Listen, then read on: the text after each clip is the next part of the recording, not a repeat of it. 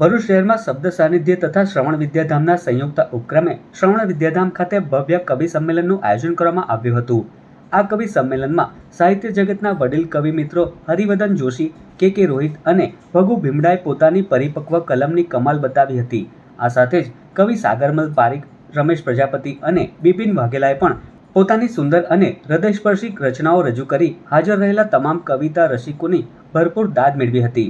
સમગ્ર હોલ તાળીઓના ગડગડાટથી ગુંજી ઉઠ્યો હતો। વાલીઓ સાથે સાહિત્યના વારસાને આગળ ધપાવવા યુવાન કવિ મિત્રો પ્રમોદ પંડ્યા, કમલેશ ચૌધરી અને જતીન પરમારે પણ પોતાની આધુનિક અને જોશભરી શૈલીમાં કવિતાઓ રજૂ કરી શ્રોતાઓને મંત્રમુગ્ધ કર્યા હતા।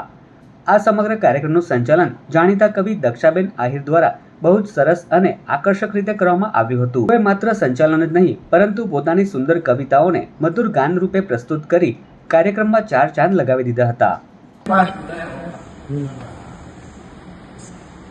कोई कला किसी ने की होती नजर, काश कोई कला किसी ने की होती नजर, गुरु का मारा वो इतना बेसहारा।